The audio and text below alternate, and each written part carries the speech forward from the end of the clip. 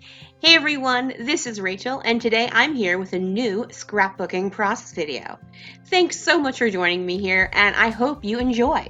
If you could flick me a thumbs up, that would be super awesome, and I would love it if you would become a subscriber. You can also click on the notification bell so you always know when I have a new video up. Alright folks, let's get going! Hey everyone, I'm here once again at a crop I went to back in September of 2019. Today I am going to be scrapbooking 3 photos my nephew took outside of an airplane window during a sunset flight. So he caught a really cool moving sunset. So I thought what would be fun to do would be to layer those photos over each other so you kind of saw the movement of the sunset outside the airplane window. So I have this dark blue piece of paper. I am using crepe paper Good Vibes. And obviously I have used this paper a couple of times before. So basically what I'm trying to get it down to is rectangular shape.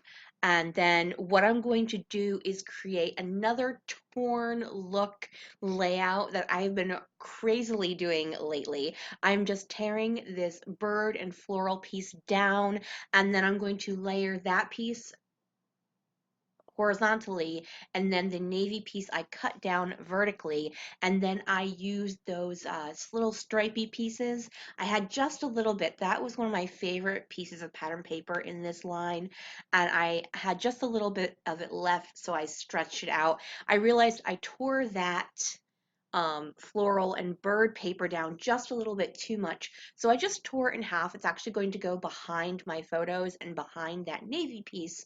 So I knew I could stretch it and pretend it was bigger than it actually was. Now, I did end up trimming that navy piece down just a little bit more. I didn't need as much of the top as I originally thought I would. And here I am tucking the floral birdie piece. And I didn't like the way that went out at the bottom, so I just ripped it off again. And that's the thing is like you can keep going. I always go slightly bigger than I think I'm going to need, and that way, if you obviously you can't put the paper back on for the most part, but you can do little tricks like I did where I tore it in half and then moved it out because I had torn it down just a little too far. So now I'm moving on to embellishing. I have the words here and there. These came with the word thickers that came with this line. It's actually supposed to be here and there, only I apparently didn't take the plus sign off of the backing sheet when I made this page kit. I went back when I got back from the crop and added and it's actually a plus sign in, but I don't think I remember to do that before I took end photos, so you don't see it in the photos at the end of this layout.